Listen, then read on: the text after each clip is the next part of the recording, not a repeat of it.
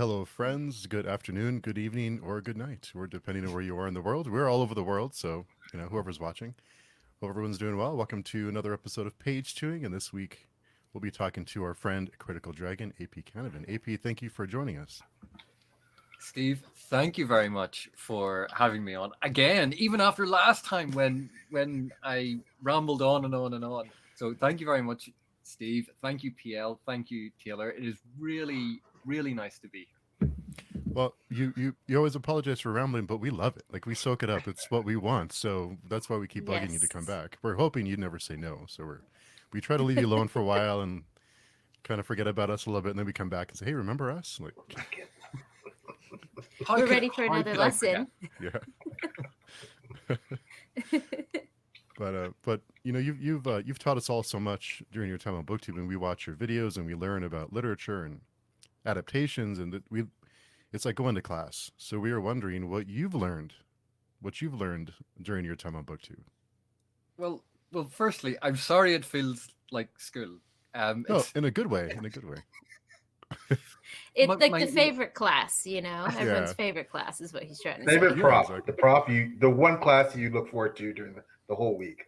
Yeah. my my aim with all of this was always to talk about to books and films and TV shows and story in general from the perspective that I have. Because we all, when we discuss things, we take what we know, our experiences, and we're trying to share them with others. And so all I've ever tried to do is share my perspective and the things that I know. And the thing is, it's one of the most difficult things for me to learn, and I am still learning. Well, there's a whole load of the technical aspects of actually filming and editing videos and all of that I still struggle with, because like it's a hobby. It's not something I want to dedicate more time to as a sort of, oh, I need to make it look really, really professional. No, I'm not a professional. I'm doing this for fun. But I think one of the things that I've really struggled with is how to pitch the level of what I am discussing. Because initially, when I did a lot of my earlier videos, I quite frequently was using terms like the diegesis, and I was talking about various diegetic levels, and was using slightly more technical language, because that was how I naturally spoke about a lot of narrative because of my training, and then was having to explain it quite frequently. And so what particularly my conversations with Philip Chase, my nemesis, one of the things that has been really, really helpful for me is Philip helped me mitigate the technical language and to try and make it more conversational and informal. And I still struggle with that. I still, sometimes in my head, I'm trying to translate what I'm talking about into more informal everyday language. And that sometimes I don't get the balance right. That I've gone too informal, and so then when I'm getting commentary and feedback, I'm going, no, but what I meant was this thing and this thing very, very specifically, and it comes from this definition and it's part of this. But then if I rewatch the video, I went, oh yeah, but I didn't explain all of that terminology. I didn't explain that very specific thing, or I thought this was something that everyone understood. And it turns out, no, that's part of the sort of the privilege of my education, that I know that because someone taught it to me. This isn't general knowledge. And I struggle with remembering sometimes what is general knowledge that you can assume that everyone knows, and what is specialist knowledge that you gain from whatever source, but you need to acquire it. So that's been something that's been very, very difficult. I hope I am getting better, but that is something I've really struggled with at times. But the best thing about all of this is the different points of view from all over the world, from all walks of life, completely different cultures and different people coming together to discuss literature and to discuss, quite often on my channel, fantasy, things that we all love, we all appreciate, we've all come to in different ways. And introducing a lot of the younger readers or people newer to fantasy to some of the older fantasy works, to introducing some newer fantasy work to people who maybe, oh, I only read that classical stuff, but now I'm not interested in that. Getting those conversations going, having people interact and discuss it and have fun with it. So it's not always about chasing the latest release. It's not always about, oh, this is the big new name or the big new title to be talking about. But to go back and actually discuss and think about and get more from the texts that we read, that we love, that we enjoy, and to understand or to work toward understanding how and why those texts mean so much to us. And that has been enormously rewarding, far more so than I thought it would be. I thought it was going to be very much like me just talking into a camera, click, done, and then going on with my day. But it's an evolving conversation with everyone. And so learning that I need to listen to people and not just respond, as if I'm looking at a text message from my family and you just respond. I need to take the time. And sometimes I don't do that. And I have to set aside part of my day and learning to schedule that. So I'm not just responding offhand or in the moment, that I'm actually giving people time that they deserve for me to consider things. And that has been a learning experience for me as well, that sometimes I in trying to answer all comments or to respond to everyone, I'm not giving each individual comment the time it deserves. And that has led to misunderstandings over the last 2 years now that I've been doing this, which I deeply regret. And I hope that the people involved in that know that, I never intended to be flippant or facetious. But, it's all part of a learning experience where you can't read body language, you can't read tone, where you're responding to literal words on a page that maybe they haven't taken the time to craft in terms of effectively communicating what they mean. So it's a constant guessing game, and I'm getting better at that. I didn't spend a huge amount of time on various internet fora or a lot of social media exchanges. That wasn't a big part of my life.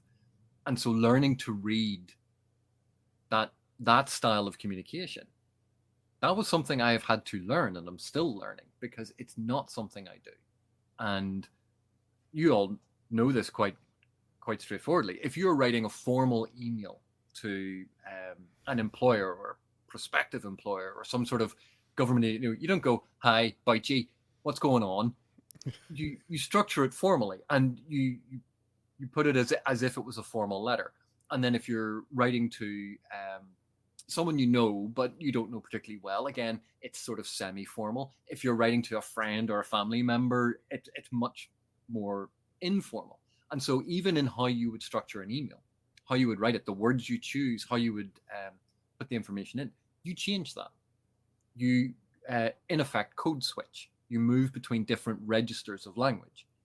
And so when you comment on an internet forum, what way are you commenting? Are you commenting in a very formal way, an informal way, semi-formal? Are you making sure that you're very clear and articulate? Are you treating the person you're responding to as a close personal colleague, someone that you are, speaking to informally? Or are you treating them formally because you don't know them? They are a stranger, and therefore you aim to be more polite. All of those things are things that people, I would say perhaps younger than me, grew up with learning that internet sort of protocol, that system of communication. And I didn't. That's not something I grew up with. And so that has been a struggle of mine, trying to learn the different ways to communicate like that. Couple points from that really stuck out to me. One is that, first off, thank you for making the effort to reach out to people who don't know the language that you're used to using, because I think sometimes in academia that can be used to make oneself feel higher than others that they're talking to. And I think it's it's very clear in the way that you use your channel and interact with people that that's not your goal in using that language. And so I just want to make sure that I say it doesn't feel that way at all, even though I didn't know any of the words that you used in your example. So there is that.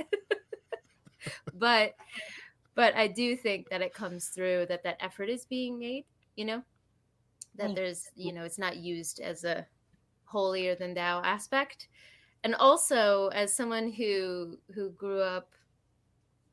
I grew up without internet, and then the internet happened while I was growing up. So I was in the middle of that transition. And, internet language changes so quickly. Like I used to use G2G, got to go, when I had like the keypads that you had to type one by one. And if you use that now, everyone's like, ew, like what era are you from, right? So it Hashtag changes lol. so quickly. Exactly. Exactly. Or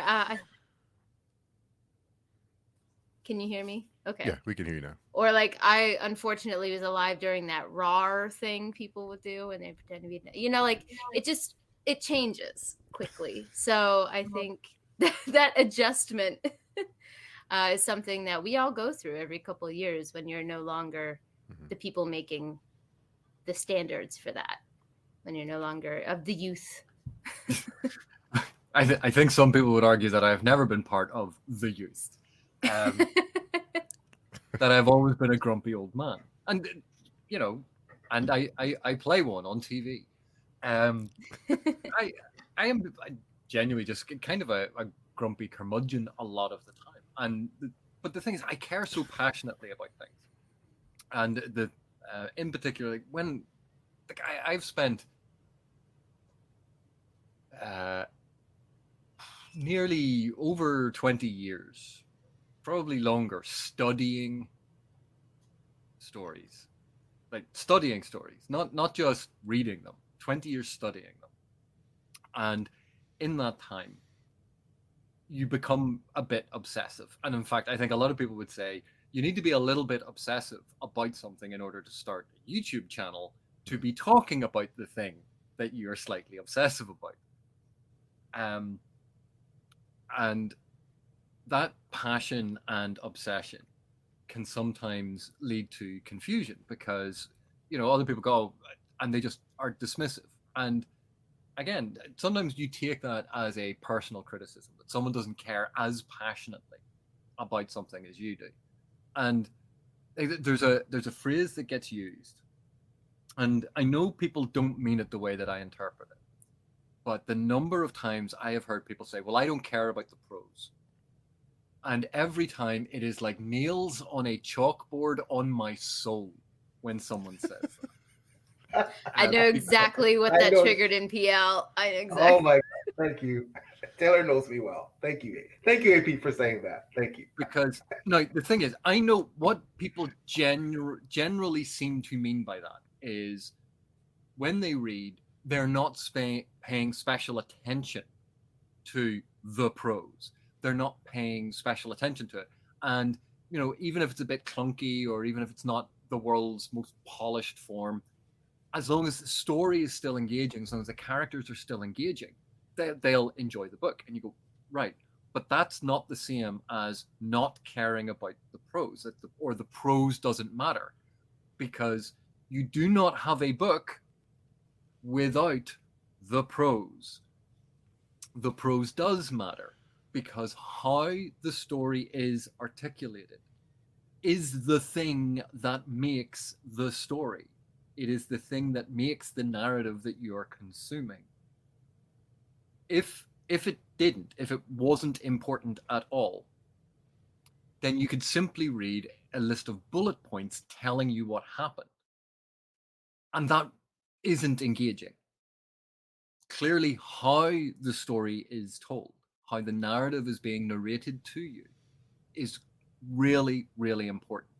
Now, the difference is why I think prose is incredibly important is if you have now, and the thing is, all works that get published have a certain standard. And that's the thing. We're never talking about something that is absolutely illegible and you cannot read. And I think that's part of the discussion, that we forget that the worst aspects of bad writing we never see because no one ever publishes that. So there's already, it's not ever that it is really bad prose. We're already dealing with the upper echelons of writing. And the second thing is, if you took something that was mediocre, that had errors in it, that wasn't expressed well, that wasn't polished, and it was an interesting story, it had interesting characters, and you go, so I struggled through how it was expressed and I still managed to enjoy it. You go, right. Now, if you took exactly that same text and you fixed how it was expressed, you, the person who doesn't really care about prose that much, you're still going to enjoy it. Because it's going to have all of the things that you like, and it's going to be easier to read, easier to consume. So you're still going to enjoy it. It's not going to alter, in a negative sense, anything about your experience. But it will make a lot of people who need the story to be well told, it'll make their experience better. And so it is a win-win when the prose is good, that it increases the number of people who can appreciate the narrative in front of them. And so prose is incredibly important. The style an author uses is important. How they express things is so fundamental to how we perceive what is going on. Word choice about how a character is described. If they're described as a barbarian or a savage, those words carry meaning and connotation. They carry cultural weight to them. And so if you call someone a knight, a warrior, a barbarian, a soldier, you go, oh, well, I'm just describing like a general fighter type character. And you go, no, you're not, because each one of those, while they all have a melee aspect to them, each one of those has connotations, and they conjure different images and feelings in the mind of the reader. And so by being careful about how even something as simple as that is expressed, you can actually, as an author, create a more concrete picture in the mind of a reader to get across your image of that character more effectively. And that's why when people say the prose doesn't matter, I don't care about the prose. It's nails on a chalkboard in my soul. And you're going to forgive the roundabout question, AP, and this is directly leading to your work as a developmental editor, which is something that, we haven't really got the chance to delve into with yet, and we're fascinated. So this is where the question leads. So I just moved residences. I'm still organizing my bookshelves, but on my bookshelf, if you see, I'm surrounded by some of my favorites. We have Jenny Wirtz here. Bernard Cornwell is up there. George R. Martin, Tad Williams, Miles Cameron / Christian Cameron, Tessa Gratton. Books, writers that their prose wows me, dazzles me, takes me straight into the book and immerses me in a way that, I could sit for hours and forget where I am. And I'm not picking on this particular individual because he is obviously a fantastic writer, and his reach is immense. And Taylor and I are actually planning to. Taylor's going to help me. Taylor and some friends who read him a lot are going to help me, with my journey into Brandon Sanderson. Very much the way, AP, you've helped me and others with Stephen Erickson and Miles in. So, but Taylor knows well, and this is why she was laughing so much when I was, about being triggered, that I'm struggling. As great as some of the storytelling is, as much as I love some of the characters and the characterization work that Brandon Sanderson does, I struggle with his prose. And it's not that he can't write; it's just that for me, sometimes it just doesn't work for me. And so my again, apologies for the roundabout question, but so specifically to you as a developmental editor. So, and we do want to hear about what you do with that and what you have done with that in the past. when you have a client and the prose isn't is something that they need to work with, is that almost like a showstopper? Because as you said, without the prose, the book essentially isn't going to be at a certain level. So if you have an writer that has, they have some great plot lines and some great ideas, and but however their prose needs work, what do you work on, or what would you recommend they do with that to make their book, a better book? Well, for a start, I'd like to clear up a misconception. People think that I dislike Brandon Sanderson and his work.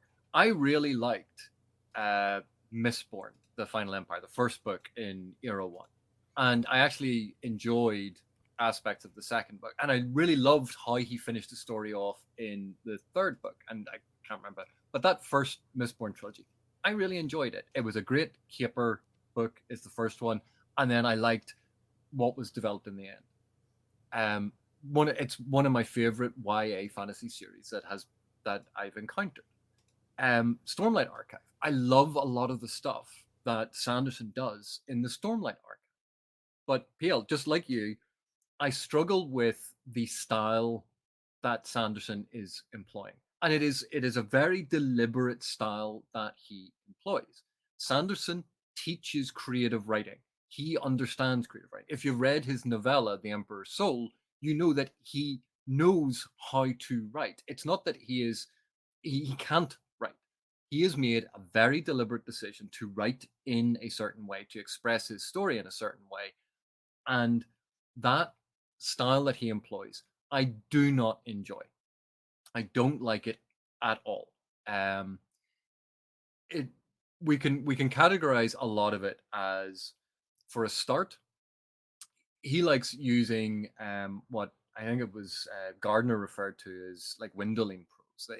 He likes to strip away a lot of the nuance of language to make it very straightforward, so that when you do that, you lower the literacy bar of your work, which that's great. You are making your work more accessible to other people, and to a greater range of people, because you've lowered the bar of literacy, and that is, that's wonderful. But it does mean that your expression of what is happening is no longer quite as nuanced or artistic or as fluid, because you are making sure that no reader is left behind. And when you do that, readers who are very adept, readers who enjoy what you can do with the language, they are not being catered to, because it's a much more basic style of prose that you're using, because you're trying to support readers whose level of literacy is lower. And that's fine, but it does mean that if you enjoy some of the things that you can do with the English language, you're not going to see that to the same extent in Brandon Sanderson's work. And that is a very deliberate choice on his part, and he does that. The second thing is, he does a lot of info dumping. And the thing is, I am sure that he, as a creative writing instructor, will tell people, don't info dump, because it's blocky, it's intrusive, it annoys people, and there are more elegant ways to do it. But he does it in his works, in particular in the Stormlight Archive. You see him do this. And one of the reasons why he does it, and it's exactly the same reason that lots of other authors do it, is it is useful information for the reader. It is a way to remind the reader of something, even though you're breaking the narrative flow, even though you're adding something in that is artificial to the sequence that a character would express, or that would naturally flow from where you are. It's giving information to the reader that as author, the reader wants, and I'm just going to put it in here. And Sanderson does that because it's a way of helping the reader. Now, a slightly more negative way of describing that is spoon feeding, treating the reader as if they are, incapable of remembering things. A more positive way is helping the reader along, giving the reader a helping hand. That they're both different ways of describing the same thing, of ensuring that no reader is left behind. And he does this with some of his structural stuff as well, where you have, here's an event that happened. Now, gather around everyone as we discuss the event that just happened and we point out what happened. And then it's, oh, did everyone get that? Right? Because now we're going to do it again. And you'll see this happening time and time again in a lot of Sanderson's writing. You'll be told that something is going to happen, then the thing will happen, and then people will talk about what happened. And then later on, sometimes, several chapters, or there'll be a recap of, do you remember when that thing happened? And it gets brought up again to remind everyone. And it's, I think, part of his ethos that you don't tell a reader something once. You tell the reader once, twice, 3 times. And they should have it by the 3rd time. And then what you do is later on, you do at least another mention of it again, because that 4th time will consolidate the first 3 times that you've done it.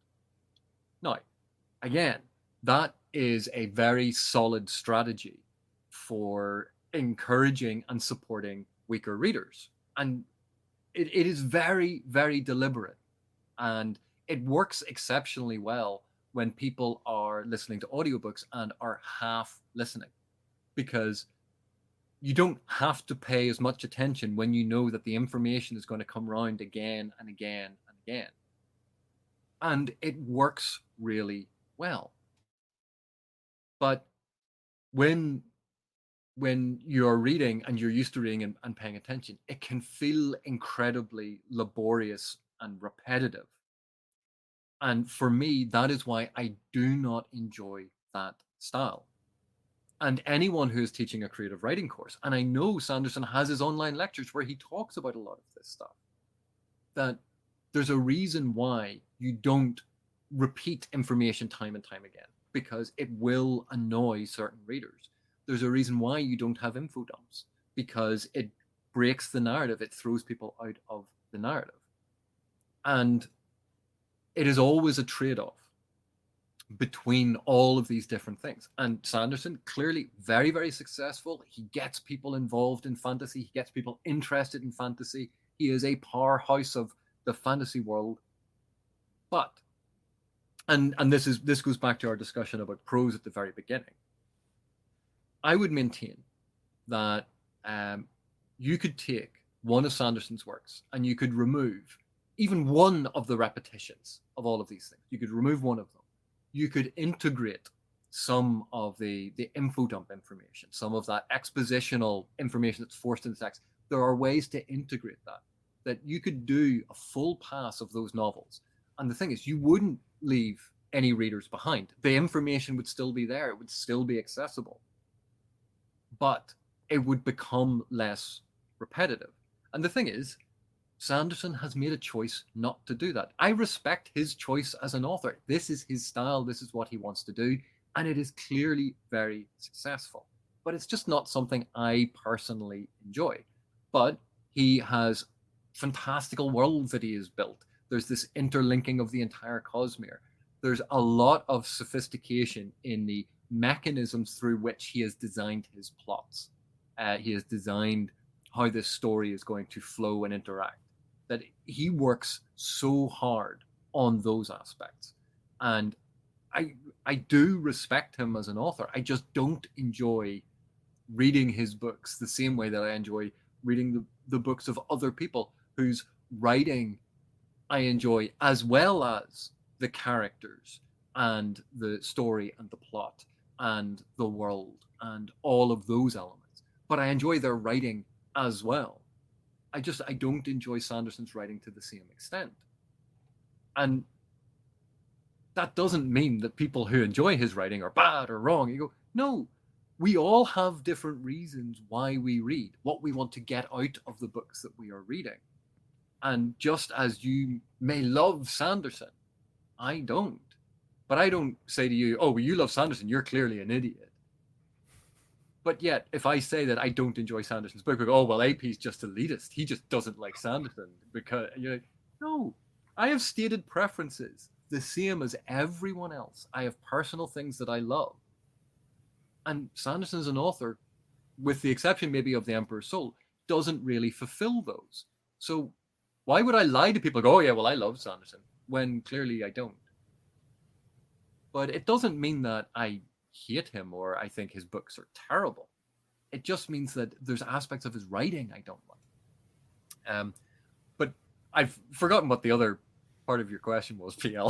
Well, this was all about, and I apologize. I probably started a bit of a tangent here, but part of my question was because we don't know a lot. We know so much about you and so many wonderful things about you, and there's so many wonderful things to know. But your editing life, your life as an editor, as a developmental editor, because my question was more about, how you guide people in terms of specifically the aspect of writing good prose, etc. Right? And I totally concur that Sanderson has done something that is, he's cornered the market on accessibility.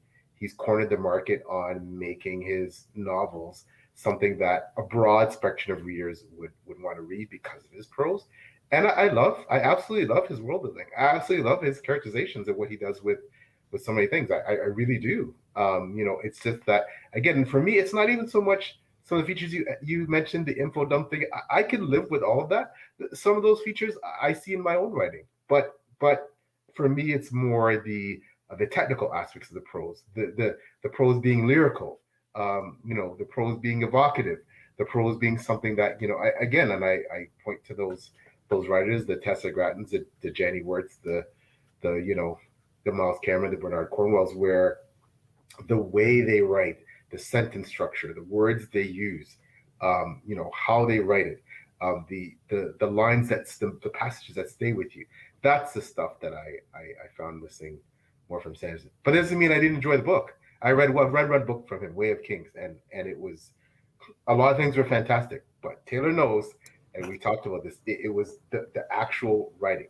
But sorry, back to my question. So maybe I should frame this differently.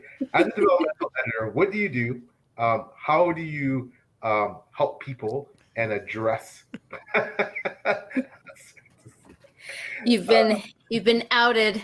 I'm sorry, we didn't need to out you, but I'm kind of with you there. So Paul is part of this contingent that perpetuates. This is the same sort of lie that AP hates audiobooks, and you're like, I don't hate audiobooks, but audio. Anyway.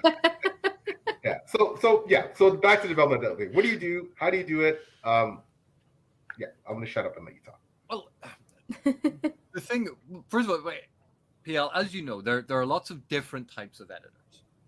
Developmental editing is usually the if you're doing like a full line of edits all the way along with all these different things. Developmental editing is one of the earliest stages, and typically an author has completed a manuscript.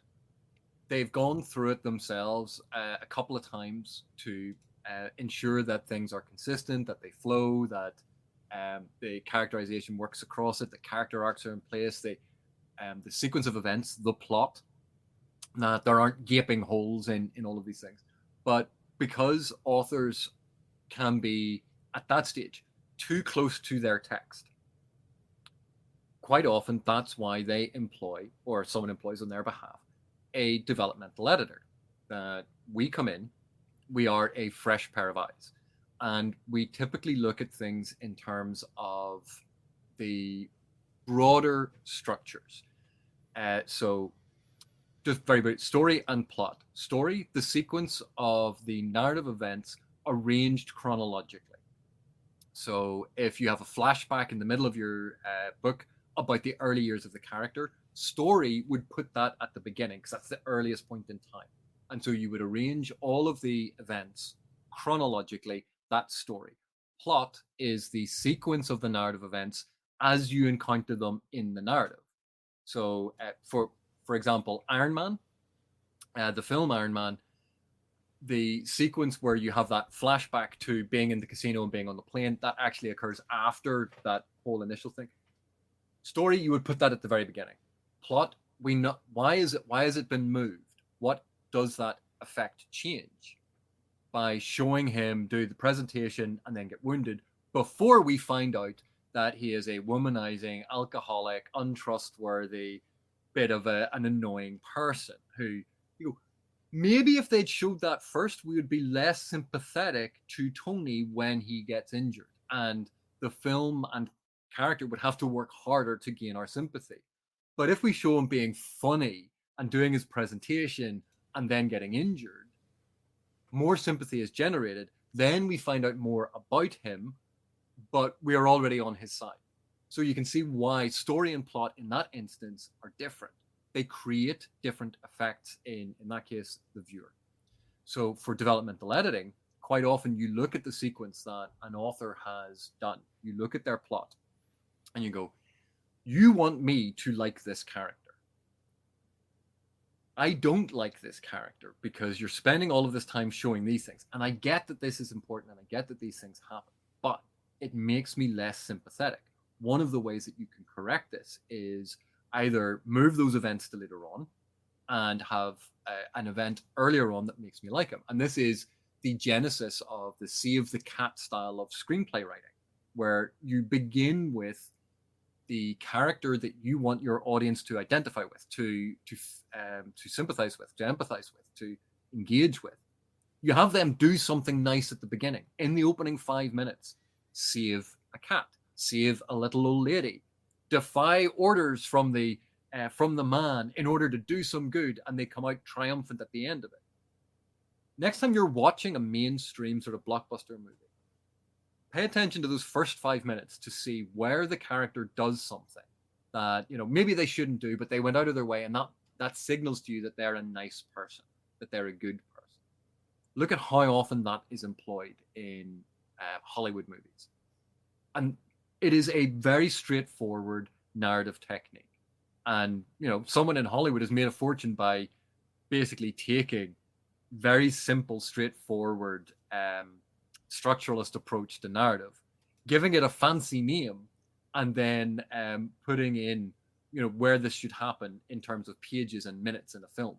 And they've generated an entire industry out of this, which, you know, academics who study this stuff go, yeah, but this is really basic stuff. Like this honestly is narrative 101.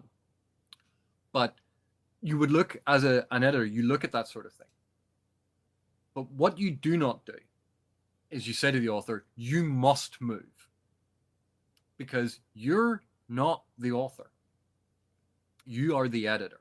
And you're saying, this is the section. This is potentially going to cause this issue. This is why it is potentially going to cause this issue. This issue can be addressed by these different options. But it is up to the author to decide what option they want to do, if they want to do any of them. And they might go, no, I want you to dislike this character at this stage. You know, okay. And this is why when I do editing work, not only do you make notes in the manuscript and then send them an email with a summary of certain information, and you also do an editorial letter where you go into detail about some of these very significant things all the way down. And then you suggest a bunch of things as well. You do all of that. Then you set up conference calls. You set up a meeting to talk through everything, to give the author a chance to get additional feedback on something maybe in your notes that they didn't understand. You work with an author to help them express their story the best way that they can, to make it the truest version and most polished version of their story. It's not about saying to an author, right, well, if you dumb down the language here, you might make it more accessible. But you can point things out going, right, you're using highly archaic language. This is highly stylized language. You are aware that this can be off-putting. And if the author goes, yes, fine. You've done your job. You've highlighted the issue. You've said what the issue is, why it could be a problem, and what the effect is going to be. And if the author goes, yeah, but I'm fine with that. Great. It's your book. It's your story. You tell it the way that you want. I'm only doing my job by identifying things, highlighting them, explaining what the issue may potentially be, giving a potential fix, and it's up to the author to enact that. And so with a lot of developmental editing, it's less about line by line edits. It's much more about characters, what commonly are called plot holes, about movements, about, for instance, pacing. How does the flow of the story feel? It starts to feel slow, what people would call a slog, and you go, and I've talked about this before. Slog is about perception of pacing. It's not about the actual pacing itself. It's when a reader is feeling bored, and therefore everything slows down because they're bored and they're having to. Whereas when they're excited, when they're engaged, they don't notice reading. They're just reading and eating the boards voraciously. It feels that the book is just flying through because you're so immersed in it. But if you're bored, it feels slow. And that has nothing to do with the actual pace. That's about perception of pace. You say, why does this section feel slow? And it's, well, look at when the last time you had action was. And action is not necessarily just fighting. Conflating fighting and action or violence and action is quite common, but it's not about that. But there's not a huge amount moving here. So that's one thing to look at. Also, let's look at how often a character fails. If a character is constantly failing and it's not funny, if it's just constantly they are just falling on their face, you go, why am I reading this? This is just miserable. Or if they're constantly succeeding, you go, why are you even bother putting this in? This I know this part. As soon as this thing starts, I just know that they're going to win. And it's all about looking at these trends and trying to establish, in this chapter this happens, in this chapter this happens. Look at this pattern that is being developed. Look at the movement that is being developed. Look at how you always follow that section with that section. You always open, or you frequently open up a chapter with, and you do this. And that happens chapter after chapter. So it becomes repetitive. It's not a stylistic thing anymore. It's repetition. It's a tick. It's something that is actually harming your writing. This description is wonderful. Does the description of the setting need to be 7 pages long? It's beautiful. I loved every element of it, but it's 7 full pages of this wonderful look around a city. Okay, you've designed it in your head and you know what it looks like. I don't need that for 7 full pages. Remember it. Use sections of it later on. But for the love of all that is holy, have something happen somewhere in this. But it's, and while I've just joked about that, I have the utmost respect for any author, for someone who has taken the time to write a book, to sit down. They have written the whole thing. They have finished it. That is an achievement in and of itself. And my job is never to ridicule, never to impose what I want. My job is to try to help that author find and express the best possible version of their story. If they want to use very extravagant, lyrical, poetic prose, my job is to help that. If they want very streamlined, Hemingway-esque, short, clean prose, my job is to help them do that. If they want to create a really objectionable anti-hero, my job is to help them do that. It has nothing to do with what I want or what I think should happen. Oh, this character, well, I think that character should just be better. It's not about what I want. It's about looking at what they have put on the page and helping them get that vision out there in the best possible way. So while it's not what you want as an editor, it's allowing the author's voice to shine through. Have you ever experienced a situation, of course, without names or anything, but where as an editor, you see a work, just as a reviewer, we might see, a book and be like, that's not for me. Just using Sanderson as an example because it's already out there. But, if you were to see someone's prose or their way of writing and see it's very similar to Sanderson with the repetition. Because in my mind, you're definitely on point. Sanderson does repeat things. And a lot of that is because I believe his goal is like the Sanderlanche at the end, where he does all of these reveals at once, and you have to remember these things. So he's like, don't forget this. It's going to be important in the end of my book. And that's very, I think, Marvel-esque, Hollywood-esque. When people say they like the Marvel universe, I say, you're going to like Sanderson then. So I think his goal is different, which you said. But just because you know that doesn't mean that you're not going to enjoy the process of getting there if you have to read the same thing 4 times, even if there's a point to it. So I'm wondering if, as an editor, you utilize discretion in the way that reviewers do and just being like, thank you for reaching out, but I don't think this is the one for me, or I'm who you're looking for in this case. Is that something an editor, maybe not you specifically, but an editor can and should do? I certainly, in correspondence with certain people, have declined to edit their book.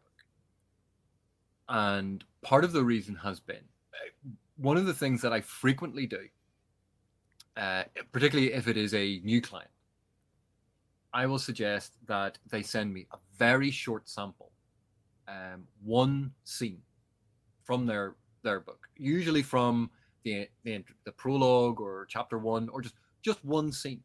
I say, send me the scene. Let me have a look at it. Let me read through the scene just so I can make some general notes. I'll send you back my feedback on it. And that way we'll get a better idea if we want to work together, because it is important that an author trust their editor. But not every editor's style, just like not every author's style fits every reader, not every editor's style fits every author. And so it is very important that there's a level of trust between the author and the editor. The editor has to be able to help that author. The author has to be able to take the editor's feedback and work together. There have been clients in the past who, when they have sent me their work, I have said, in discussion with them, listen, I would love to work with you. This looks engaging, but you will get more out of this if you take some time now and do a second editing pass on your own, a second polishing phase on your own, because there are some fundamental aspects to what you have done here that if I was going to comment every time that they occurred, every single line would have this. Or there's just going to be one comment at the start of the chapter that is going to read X, Y, and Z. And then the next chapter will be exactly the same, because until those aspects are dealt with, until you've addressed that, we can't get to the other things, because when you address those aspects, those other things are going to change naturally as a consequence. So we could go through it. You can pay me and I will take your money quite happily. Yeah, I'm a capitalist. I live in this world and have to pay rent. I'll take your money. I'll give you this advice. And it'll be the same advice for every single chapter. And then you'll make those changes and it'll fundamentally change a lot of your book. And then you'll have to pay me again to do it again. And it'll be, because the manuscript is so radically different, you'll have to pay me the full fee again. And that is a waste of your money. Now, obviously, if I was a true capitalist, I go, yes, pay me. Pay me twice. I think it is, for me personally, I prefer to say to a prospective client, listen, you will get more out of this if you do another pass first yourself. Polish it until you think this is absolutely finished.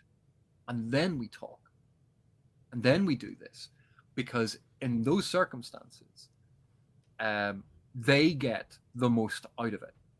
But also, I don't get frustrated having to comment on the same things over and over and over again. They're not stylistic. That are problems with how something has been constructed. And that's frequently when an author has sent the manuscript off to an editor too early, where it's still in rough. And to get the most out of any editor, the more polished your manuscript is, the more an editor can help you refine it. The editor is not there to take the rough building block and shape it all for you.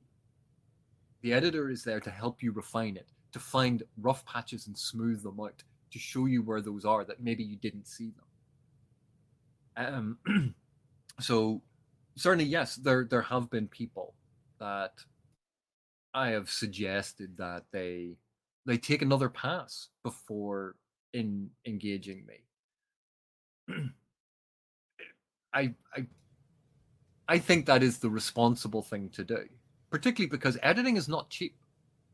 I know you are all big champions of self-published and independently published works, and one of the things that being traditionally published gets you access to are editing services. Because if you think you want a developmental editor, a line editor, a copy editor, you might need a typesetter, depending on how comfortable you are personally doing all of these different elements or finding these different elements. That's 4 professional services. And that doesn't even include cover design, artwork for the cover. There's a lot that happens in traditional publishing that maybe people aren't aware of. And editing is one of them. Editing is one of the really expensive things. And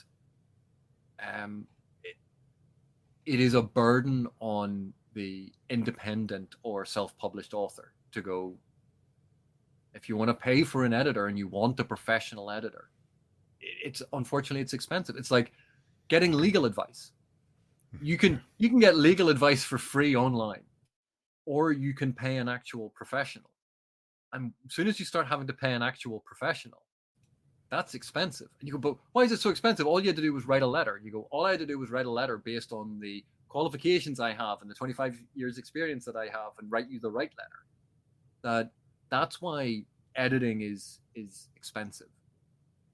And ultimately, it can be a very predatory market, because a lot of authors are saying, people go, oh, I'll edit your book, I'll do this, and they go, this is what I charge. It's one of the reasons why when I'm dealing with clients, I go, here's the industry rate in America, in the UK, in Ireland. Go and check these independent websites before we discuss how much you're paying me. Go and have a look at what these 3 different industry bodies say is the standard rate. Then we'll talk about it. And that way, prospective authors know what the ballpark is going to be. And the thing is, every project is individual. Every manuscript is an individual project with its own needs and wants and desires and things to be taken into account. There's no just simple, it's this price, that's it. You always discuss a project with a client, but they need to know what the ballpark is. And quite frankly, people go, oh, well, I can find someone on Fiverr who'll do this cheaper. And, to those people, I have said, yes, you can. And I wish you the best of luck. And it's not me trying to be snotty. It's not me trying to say that I'm better than everyone else. You go, no, there will be people who will do it cheaper than I do. But there's a reason I charge the rate that I charge. I think it is fair. I think it is reasonable. It's based on my experience. It's based on my education. And it's based on a lot of these different factors that I think I bring to it. And I think this is fair based on the industry rates. For other people to go, yeah, but that's expensive. You go, yes, it is. And there's no way around that. It's an expensive service. Some people may feel that, it's not worth it. And you go, well, okay. I will never force anyone to hire me. It's not like I go around to the house going, you must hire me. You must do it. No. If it's too expensive, it's too expensive. But you don't then say, you don't go, oh, that lawyer's very expensive. Is there any chance you could, just do it for a tenner because that's all I can afford? And the lawyer's going, no, I can't. Well, why not? It's like, because I have to pay rent as well. I have to eat.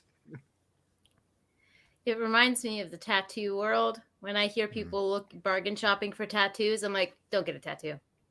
Just don't do it because you're going to pay for what you get. And if that's what you want, you know, and I think it's just a very visual representation of how people look for deals in the arts, maybe. Tattoos you can see and they're on you forever. But in general, people look to cut corners often in the art world. And it does show tattoos you have, you know, they show forever. But I do think that that mentality is dangerous.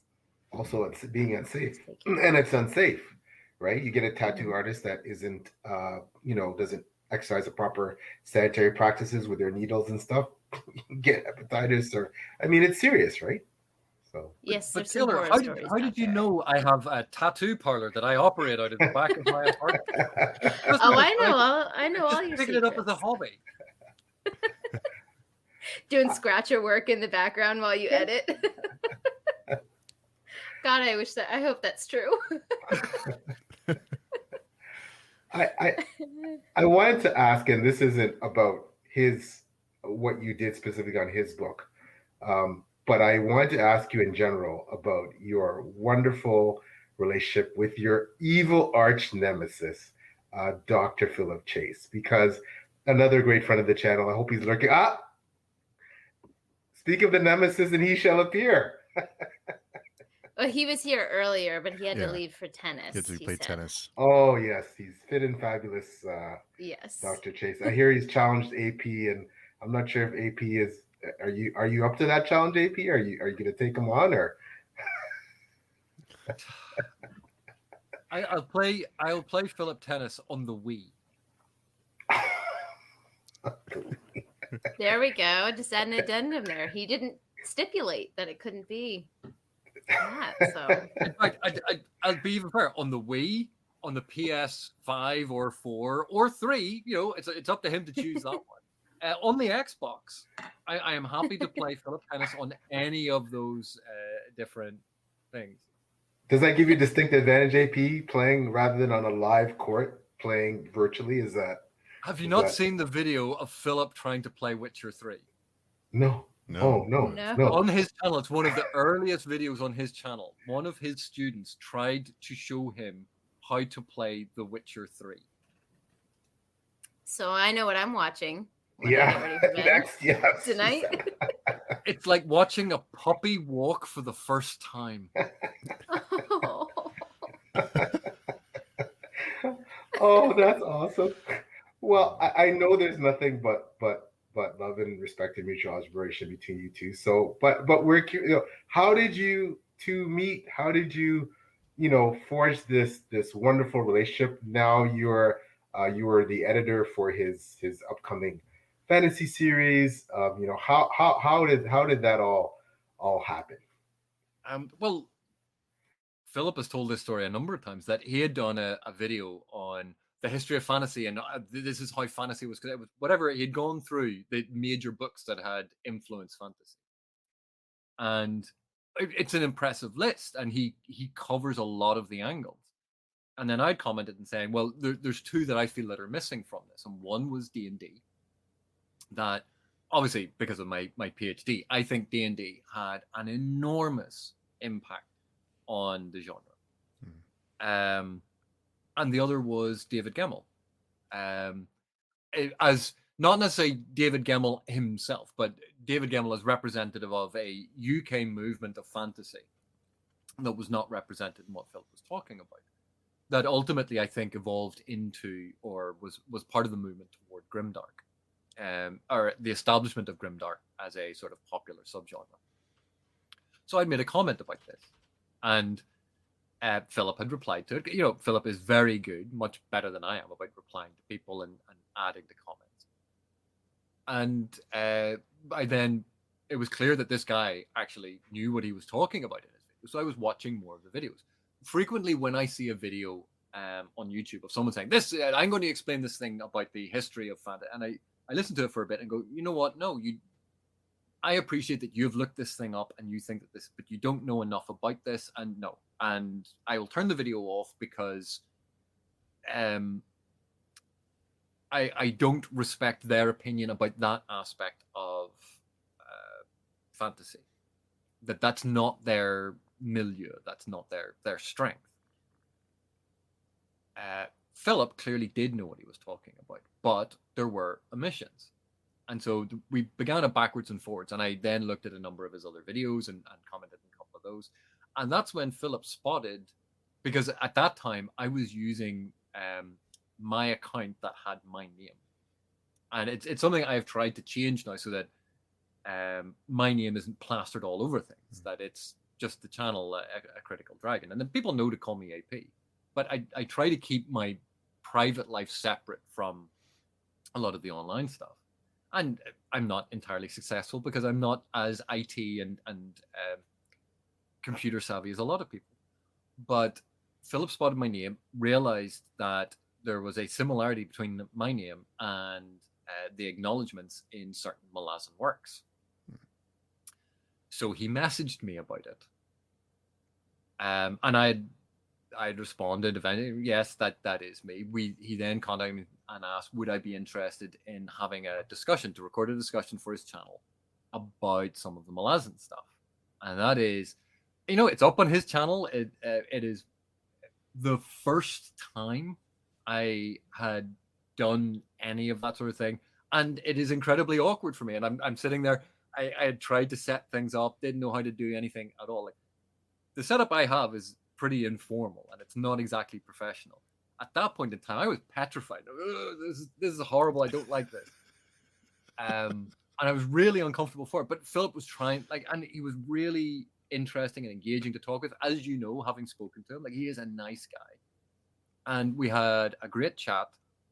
And he then, along with Stephen Erickson, were the ones emailing me going, hey, AP, you should start a channel and you should talk about those things that you want to talk about in your way, because not everyone talks about them. It's another voice to the chorus. And, I add, I hope, to the collective approaches to fantasy and to storytelling. That's wonderful. Oh, I just had a couple of comments here. Apologies, I get wrapped up in AP or in Critical Dragon, and I forget to read the comments. But send a friend hello to our friend Katarina. Finally able to catch one of these live canceled time zones. I agree. Yes. Our friend Layla's here. I listen to AP when I drive to and from work. I enjoyed his piece on Mary Sue's Gary Sue's. I like hearing his take on structural details, histories of language. It's great when Dr. Chase joins too. Yeah, Philip keeps me honest. I missed the first part of this convo, but code switching is an important skill for the speaker and the listener. We need to recognize what is being communicated, even though different cultural norms. Oh, just on that point that Layla brought up there, it is something we all do to a greater or lesser extent, and we often do it without realizing it. And it was something that way back in the day, I happened to be talking to Books with Brittany about reviewing, and I said, when you do a book review, who are you imagining your audience is? Because how you structure it and how you talk is actually influenced by who you imagine that you are talking to. Because whether or not you've specifically written down all of these things, you've imagined a level of education, quite often a gender, quite often an age group, a demographic. You've imagined a certain demographic breakdown of who you're speaking to. And we don't often think about this, because our default, if we're not thinking about it, is usually, well, how would I explain this to myself? And so we project ourselves as the universal other. And I said, but think about it this way. If you were to give your review of that book and you were going to be just as absolutely honest about it, I'm not asking you to change what you are saying. I'm going to ask you to think about how you say it. But you were to give it to, say, at that time, the Queen of England or the King of England. If you've been invited to Buckingham Palace to give a presentation on this book, to give this review because the King of England has asked for it, would you give it in exactly the same way? Now, if you were asked to deliver it to Congress, a joint session of Congress, and you're going to walk in and they wanted to hear your book report, your book review, would you deliver it in the same language? If you were giving it to a group of high schoolers, would you give it in exactly the same language?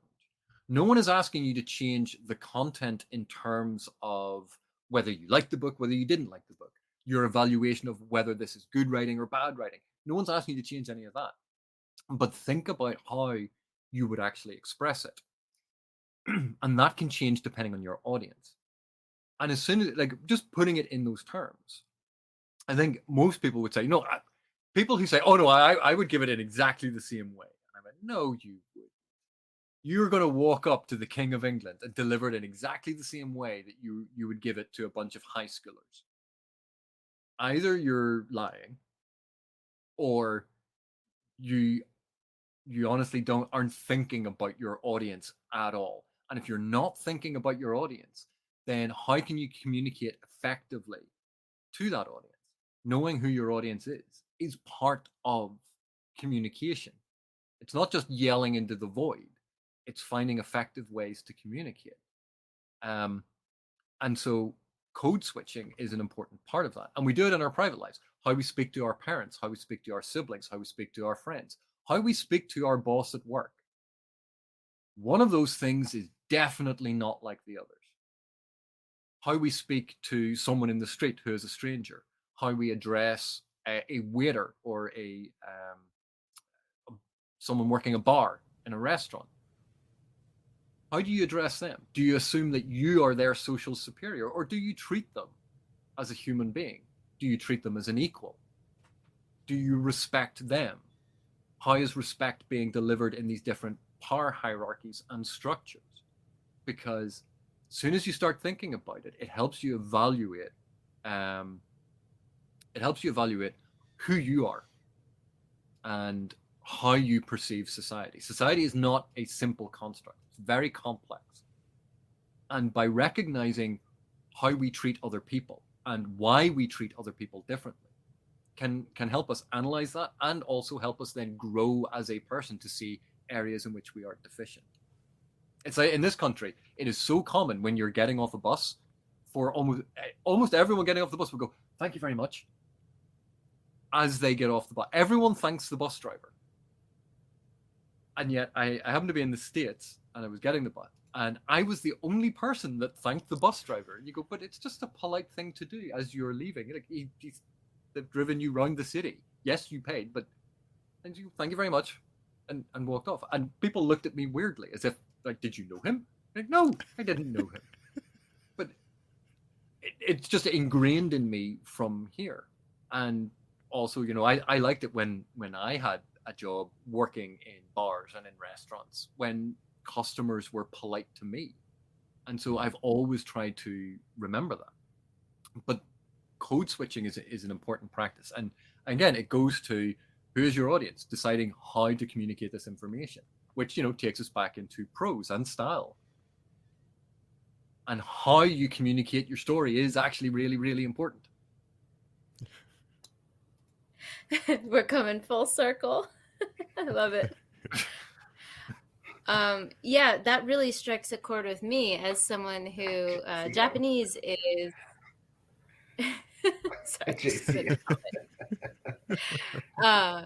as someone who has, you know, learned Japanese these past couple of years, and my husband, that's his native language. It's a very stratified language. There's actually 3 different languages. Ones that you use for people lateral to you in society, or above or perceived lower, or family. There's completely different words that you use. And I find that when I speak English has kind of, my brain gets confused because I know I'm speaking English, but I end up applying these rules that don't apply to English, which is a very interesting experience for me when I'm speaking. I've also noticed that I say sorry a lot because the translation in Japanese is not, it's more nuanced. It's like, it can be excuse me, it can be sorry, or a starter to a sentence. But when you translate it, it translates to sorry. So people are like, why are you apologizing? I'm like, I don't actually mean. So my point is code switching is extremely important, especially across cultures. But that also brings to mind, for me, you were discussing originally, this conversation started when you were talking about reviews. And that's something that I have reached out to people on Before We Go blog and things like that when I entered the self-pub space, because in trad publishing, there is a phrase you'll hear often, which is reviews are for readers, which, if you're in the space of booktube that I am, that is the case almost 95% of the time. The review is for other readers, not for the author. That's the intended audience that most people have.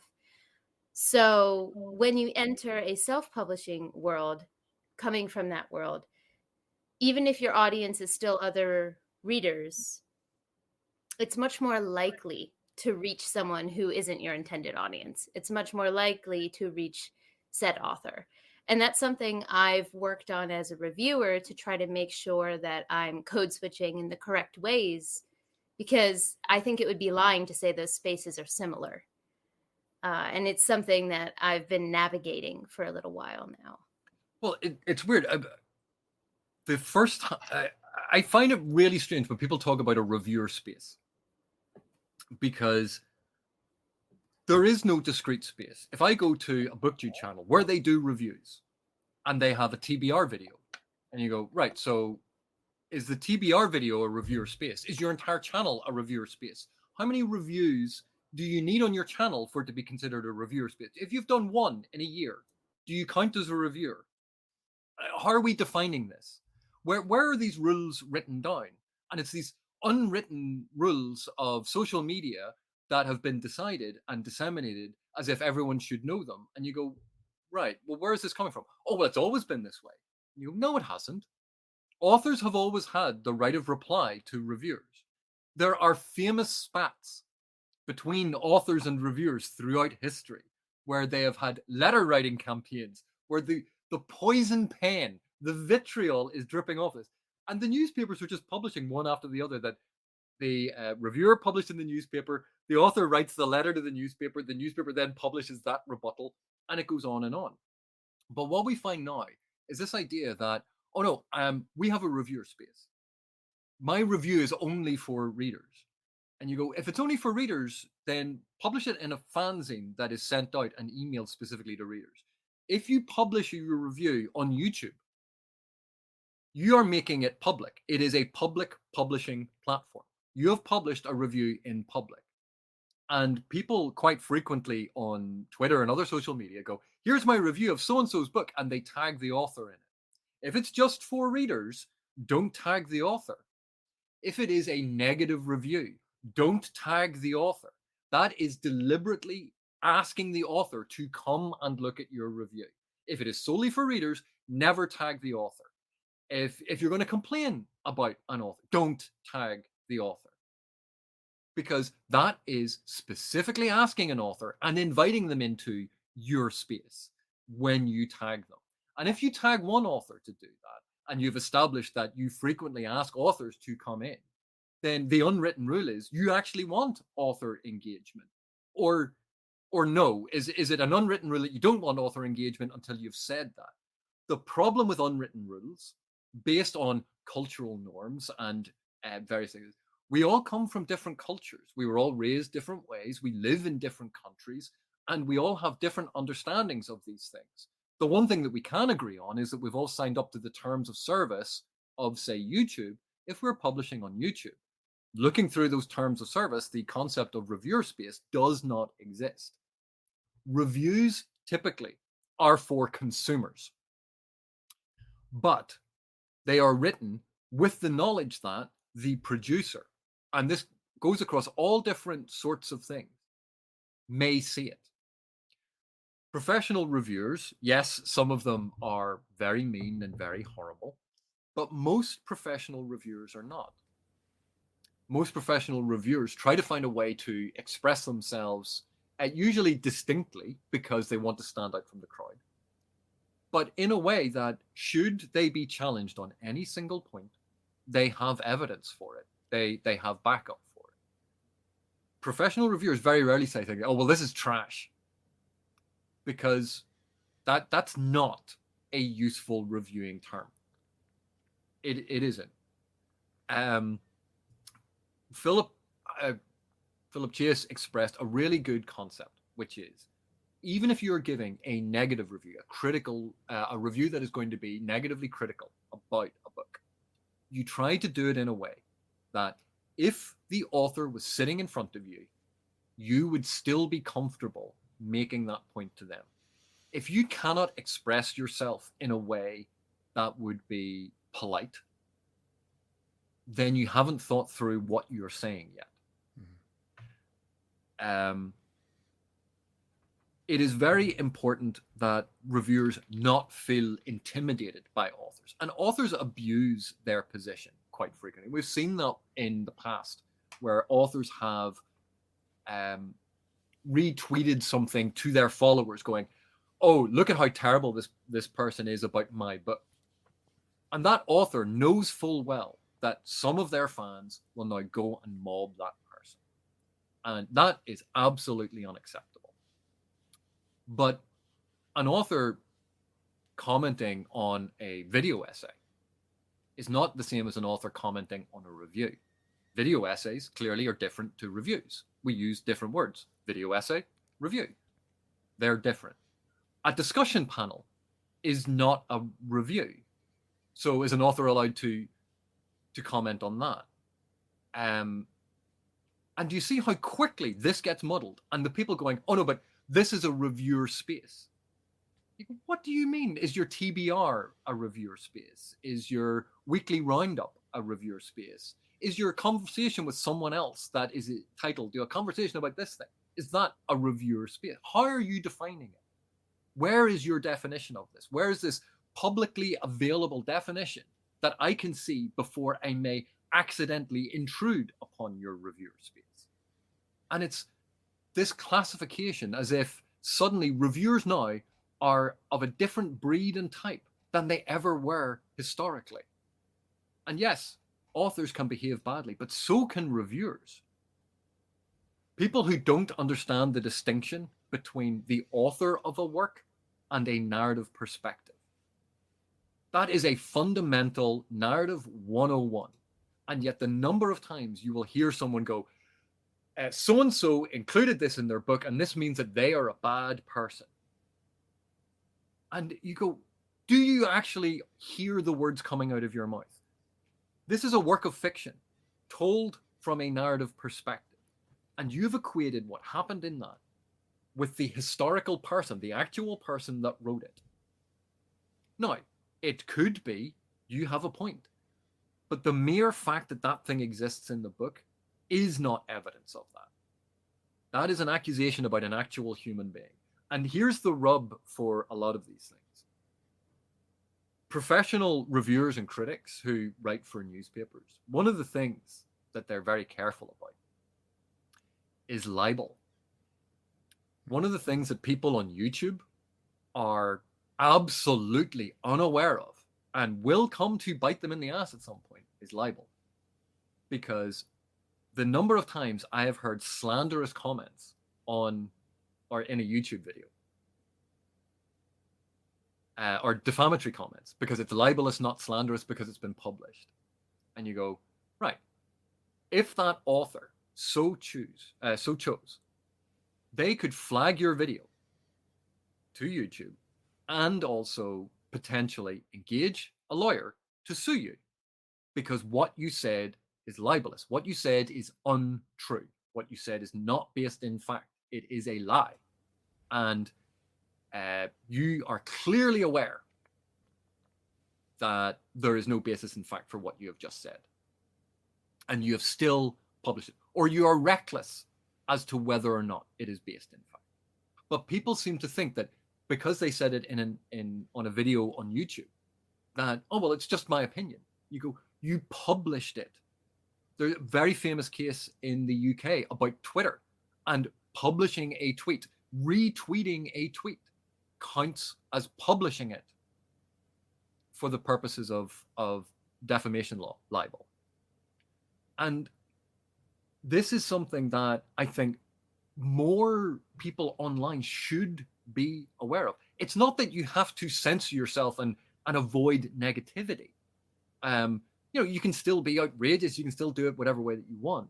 But to be careful about what you're saying, that it's actually rooted in fact, or it can be expressed as, no, but this is clear that it is just opinion and I wasn't stating it as fact. And that's one of the things that professional reviewers are very, very good at, is knowing where that line is, being able to play with that line. One of the things that amateur reviewers and people who do it as a hobby are very bad at is knowing when they have represented something as fact or when they have represented something as opinion. And that can get you into incredibly hot water. And so people talk about authors intruding into reviewer spaces and authors behaving badly. You go, there are far fewer authors than there are reviewers. And even if you say 1% of all authors, 1% of all reviewers, think of the number of reviewers who behave badly. It's, oh, well, authors signed up for this. They shouldn't have published their book if they didn't want to get feedback like this. And you go, you shouldn't publish your review on YouTube if you didn't want to get feedback like this. It works both ways. Authors write texts, fiction. They publish them. You've published a review and put it into the public sphere. You are now the author of that review. So if you think that no one should be able to comment on your review, then how are you commenting on another author's work? You're the author of that thing. It is very, very difficult. And we've all made missteps in the past. I regret some of the things that I wrote in reviews, where I wasn't careful enough. That's one of the reasons why I don't review anymore. I don't enjoy it. But it is very important, I think, and I think it would actually help a lot of people to be more respectful in general with how we treat these things. You can still say that you didn't enjoy a book. You didn't enjoy the book because of X, Y, and Z. You thought that the pacing was slow. But algorithms and a lot of how social media interactions work, we are incentivized toward hyperbole. We are incentivized toward sensationalism. We are incentivized to radical positions on a text, because the more extreme, the more salacious, the more clicks, the more views, the more interactions, the more revenue, the more the video gets promoted. Haha, I'm on my way to actually being able to afford rent this month. All those things are incentivized. And yet they are damning and damaging our critical faculties and our ability to have discourse, our ability to actually discuss things meaningfully. Because think of the number of times now that people go, it's a slog. The pacing of this, it's fire, it's a slog. It's these two terms, as if that's what pacing is, fast or slow. And it's just degenerated into that. 1984 by George Orwell. Oh, of course we don't need lots of different words to describe how good something is. We have good, plus good, and double plus good. All the other words are superfluous. And because we dumb down, because we restrict our language, because we narrow down our expressions into bland, generic terms, we lose critical nuance. And it makes it harder for us to actually consider things. That concepts become harder to discuss and even think about when we don't have the language for it. And a lot of this is tied up into trying to find sensational ways to discuss things. That it's always going for this exaggerated language instead of something that is more balanced, that is more nuanced. It has to be black and white because that's what the algorithm wants. It has to be high octane. That's what the algorithm wants. And it feeds into this cycle. And the thing is, because so many of us consume reviews now online rather than printed reviews, say, in newspapers, that we're now looking at these online reviews. And we are normalizing that language and that approach as the standard. Oh, all of these people do it. That's how I should do it. Instead of looking at what they are doing and going, is that actually effective in telling me about that book? Or is it, this was highly entertaining. I still know absolutely nothing about the book, But this was great entertainment. And you go, well, okay, that person might be trying to do entertainment. CinemaSins is perfect example of this. CinemaSins do entertainment. That is not serious film criticism. And the first people to tell you that would be the people who create the CinemaSins content. They know what they are talking about, but they did a whole comedy routine of, we're going to pretend that this is film criticism. It's a joke. It's meant to be entertainment. And yet, because they became really, really popular, that form of nitpicking has become a dominant mode of media analysis for film. And you go, what started as a joke has been taken up by people who didn't have that background, thinking, well, they're doing it, this is how you do it, and they copy it. And then because they copy it, other people copy them. And it perpetuates across the media spheres until that becomes the norm. And suddenly, trying to explain to people, but that's not what media criticism, and they go, but no, everyone does this. And you go, oh God, it's all gone horribly wrong. Why do the critics always get it wrong? You only say that when you disagree with a critic. No, I don't. What about that one? Oh, well, they got it right. Why? Because you agreed with them. Do you fundamentally see an issue here that suddenly it's they got it wrong when they don't agree with you? Where we conflate good with what we enjoyed. And it goes round and round, and people going, oh, but all art is subjective, therefore my opinion is just as valid as another. You go, whoa, there's a giant chasm of logic there right in the middle. All perception of reality is subjective. What you enjoy about a work is subjective. Your selection of criteria can be subjective. But don't kid yourself, there are still standards, there are still elements that we can discuss, and we might vary on how well something does within a range. But we can still agree on a range. It's not that, oh, just because everything is subjective, anything goes, and like the dude says, that's just your opinion, man. There's still a basis in understanding your subject, in understanding what you're talking about. And it's not a free-for-all. It's not. If, Taylor, you know a lot about tattoos, and I clearly know nothing about tattoos. If I started a whole Allegedly. conversation going, well, this is what you should look for in a tattoo artist, and you're sitting there going, you, AP, what are you talking about? You don't. That is terrible advice. No, don't tell people that. You would be going insane because you're going, AP, you're so ignorant in this field. You do not know this field. In fact, you know so little about this field, you don't even know what you don't know. This, and if you said that to me, I go, well, I'm perfectly entitled to my opinion. And you go, but AP, you don't know what you're talking about. No, if I said that to someone who had a booktube channel, and I said, listen, it's great that you're enthusiastic about books, but you don't know what you're talking about. Oh, AP's being a gatekeeper. Oh, so why would it be okay for Taylor to tell me when I'm talking about stuff I don't know about? But I've seen lots of tattoos. I watched a bunch of tattooing shows. I know about tattoos. I can talk about them now. And Taylor goes, no, AP, you don't. You honestly don't. And you don't know what you don't know. There's so much out there. But if I had said that to a booktuber about how they addressed books, how dare you tell someone they're not allowed to talk about books? I go, no, I'm not saying they can't talk about it. I'm saying they should potentially get better informed before they make evaluative judgments about something, or before they rule on whether or not you can have an objective review. That maybe you actually need to understand the subject. If you're going to say to someone, the plot is bad, then maybe you should understand what plot is. If you're going to talk about the structure of a novel, then maybe you should know that there's more than one narrative structure, and that Freytag's pyramid, although you heard about it in high school, is not the only way to structure a story. And even then, narrative structure is not prescriptive, it is descriptive. Maybe if you want to talk about these things, and I encourage people to engage with it, to learn about it, to talk about these things.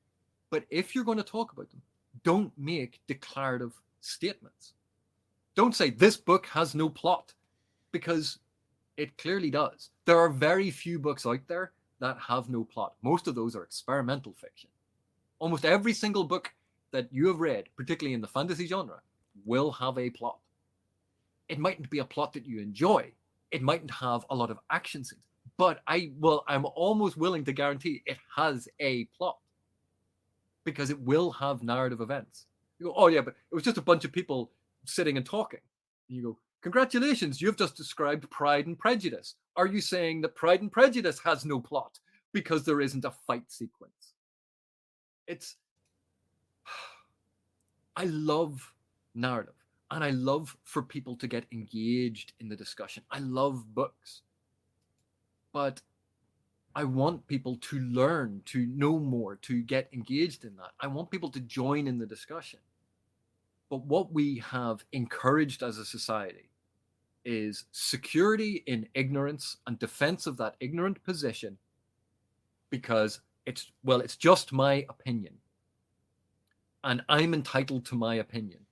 And you go, yes, you're entitled to your opinion. And I would therefore also be entitled to my opinion that you're an idiot. But if I call you an idiot, why is that me being mean? And, overruling. You took Steve out with that one. Sorry. That was really bad timing to take a drink. But, and this is the thing. We all learn every single day is an opportunity to learn more. I am not an expert. I specialized in this stuff and I have a certain level of knowledge, but I am not expert because I know how much more I have to learn. I am at the bottom of a mountain and I'm looking up going, there's a huge mountain there. What I'm always stunned by is the people who are so certain and they're standing there going, I'm on the top of the mountain. And you look and you go, you're on a hill and you're in the foothills of this knowledge. But because of the cloud layer and the fact that you don't look up, you're looking down at where you have come from and you're going, look at where I am, instead of looking where you could go. And that's the thing. We're all on a journey to learn more, to experience more. We will all make mistakes. It always happens. But think of the number of times people use the expression, show don't tell, because they've heard it. They've heard it in writing workshops. They've heard authors talk about it. And how many people, when they use the expression show don't tell, actually understand what show don't tell means? Have actually not just the definition. Oh well, it's about showing them something instead of telling them something. And how many of them go, but in this, it told us this thing about the character. And you go, right, you're confusing the technical term tell with the standard term tell. Yes, that told you something about the character, but it is not telling. It's doing it through showing. Because the same word has multiple meanings. Newsflash to people, words can have multiple meanings. And they can be similar or linked. But people use technical language. People use academic language. And they use it in ways that's incorrect. And then when you point out that it's incorrect, well, but this is my meaning, and language is usage. And you go, oh my God, you're quoting now from linguistics about language being usage and the evolution of language without understanding language and the linguistic background for that. And it's the perpetuation then of, well, this is my definition. And you go, we don't just get to make up definitions for everything to suit ourselves. Language is based on communication. And there has to be an agreed definition in order for there to be effective communication. And there can be nuances. You can redefine something if you're very specific about how you are defining it. But then you need to make that clear and explicit in what you're saying. You can't just assume that people will know your idiosyncratic definition that you've thought up that is personal to yourself. How is anyone meant to know that? I think some of this is ringing true to me in the way that online culture has changed what is acceptable and what is not. So, for example, in this case where maybe I use language that I'm not really not qualified to use, but I use it in the wrong context, or it's clear that I haven't, done my due diligence to learn about this language, and I use this phrase, and then let's say you comment and say, actually, this is the correct context in which to use this. That is taken as personal, I think, online nowadays. I think it's just a general culture that we have that being corrected is a personal attack rather than a discussion about the subject. It's taken personally. And that is something that I've noticed an increase of in recent years, especially through visual mediums, because people are expressing it and saying, this is me saying this. So when someone corrects you, it feels more personal, I think, than it would on a written forum or in ways we may have engaged with that kind of criticism in the past. And also there's the thing of, AP, did you just actually me? Because that's even a meme now. Oh, they just people know what that is. And the thing is, Taylor, it's not to discourage people from engaging with this stuff and learning about this stuff. And I want people to use the term diegesis. I want people to use the term hypodiegetic. I want people to think about plot and structure and story in the different ways that I talk about it. The people who read reviews have perhaps never heard of Freytag's pyramid. The reviewers might not really mean the book has no plot. They're saying their followers won't like it. In which case, if you mean the book has a plot, but I didn't like it, then don't say the book has no plot. Like, literally, using the same that I didn't enjoy the plot. The book has no plot. Why use the expression that is ambiguous and actually doesn't mean what you want it to mean? Why? Just be clear. Say the thing that you actually mean.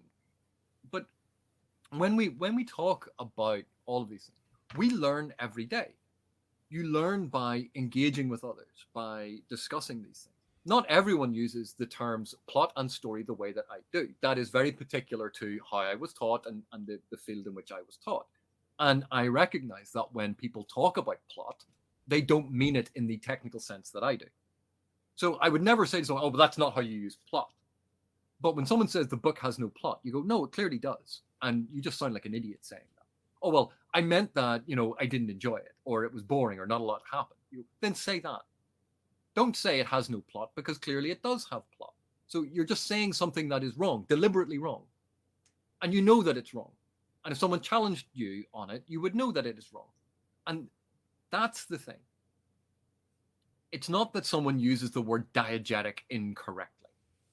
No, that's a technical term. And diegesis, mimesis, quite often, those are very technical terms about very specific things. And they come into play when you're trying to articulate a nuanced point.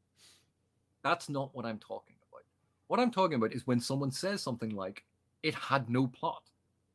And clearly they don't know what plot means if they actually meant that. If they didn't mean that, then why are they saying it? If you don't understand what show, don't tell means, then don't use the expression. If someone gives me a quotation in French, teaches me how to pronounce it, but doesn't tell me what it means, I'm not going to use that expression until I am sure what that expression means. Not just the literal translation, but what it actually means. Because we all know there are things that you can say in a language that sound perfectly innocuous, but everyone who speaks that language will, you don't realize that you've just said that thing, because there's a cultural connotation to it. We don't use expressions when we don't understand their meaning. But apparently, in reviewing, we do. Because, well, like it's just a word. I don't need to know about the subject I am reviewing. And there's a difference between, and I'm sorry like this has gone on so long, but there's a difference between offering something up as a professional evaluation, as a professional review, and offering something up as an informal discussion. And book clubs discussing amongst friends, talking about how you felt about a book. Those are all things that are personal, that are informal, that do not require the same level of rigorous language, because it's discussion, it's friendly, it's informal. But that's very different to a formal review. So if you talk about, this is how I felt about a book, this is my reading experience, this is what I experienced when I was reading, and I didn't enjoy that, and I found this to be this was a little clunky, and I didn't quite get what was going on. Those are all things talking about how you experienced the book. But you have someone else go, the book is clunky. And you're like, no, that's not talking about how you experienced the book. That's not an evaluation of the book. And to quote the internet, where are your receipts? If you're going to make a claim about the book being clunky, prove it. If you say, I found it to be a bit clunky, you don't need to prove that. I can't ask you to prove that, because that's about how you felt. But if you say the book is clunky, the writing is clunky, prove it. You've made a claim, prove it. The pacing is slow. And you go, okay, prove it. I found when I was reading this book, I didn't enjoy it. It felt slow to me. I can't ask you to prove that, because that's about how you felt. That's about how you experienced it. The pacing is bad in this book. Well, what do you mean by bad? Explain that. Oh, the pacing. But think of the number of times you've heard someone say the pacing is bad. The thing is, that is meaningless. That is actually a nonsense statement. Because what do you mean by that? Was it too fast? Was it too slow? And they go, oh, well, sometimes it was fast and sometimes it was slow. And you go, that's literally what pacing is. Do you mean it happened in the wrong places? Was it fast when it should be slow? Was it slow when it should be? Explain. The pacing is bad is nonsense unless you explain. I didn't enjoy the pacing. Absolutely, no one can gainsay that, because again, it's about how you experience it. I didn't like that character.